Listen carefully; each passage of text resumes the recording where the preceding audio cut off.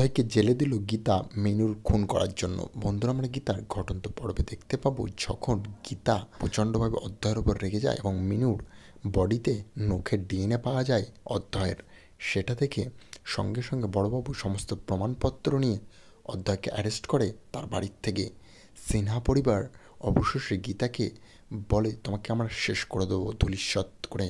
তখন গীতা বলে, আমার গায়ে একটা আঁচড়ের দাগ লাগাতে পারবে না তোমরা, আর তোমরা আমাকে শেষ করার কথা বলছো। আমার নাম গীতা LLV। তোমার ভাই আমার বাড়ি গিয়েছিল, তাকে বস্তির লোকেদের দিয়ে মার খাইয়েছি। এবার তোমাদের কি হাল করো বুঝতে পেরেছো? তোমরা একটা মেয়ের মৃত্যুকে লুকাচ্ছ।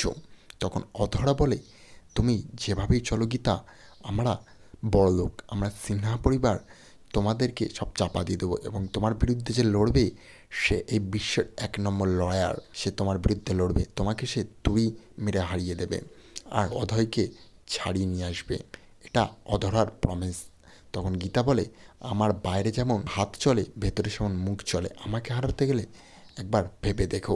অবশেষে অধ্যয়কে গিয়ে জেলে গীতা প্রচণ্ড মার মারে এবং পড়শি গিয়ে বলে, মেরে না, ওকে ছেড়ে দাও। আর ওকে মেরে লাভ নেই, যা করে বসে আছে। ওকে যাবজ্জীবন জেল দিলে আমি ওকে পচতে দেখতে চাই। এবং পড়শি হাউমাউ করে কাঁদতে থাকে।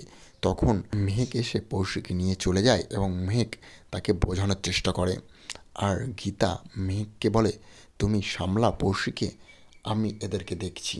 এবং গীতা গিয়ে অভয়কে সমস্ত ডিএনএ এবং তার প্রমাণপত্র ও তাকে মেরে তার পেট থেকে উগলে নেয় যে সেই মিনির সাথে খারাপ ব্যবহার করেছে, এবং তার স্টেটমেন্ট নিয়ে অবশেষে গীতা কোর্টে তুললে অধ্যয় ফেঁসে যায় এবং সেই প্রমাণেই অবশেষে অধ্যয়ের জেল হয়ে যায় 7 বছরের জন্য।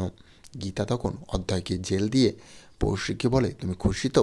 পড়শি তখন কাঁদতে কাঁদতে বলে, আমার জীবনটাই সবচেয়ে বৃথা।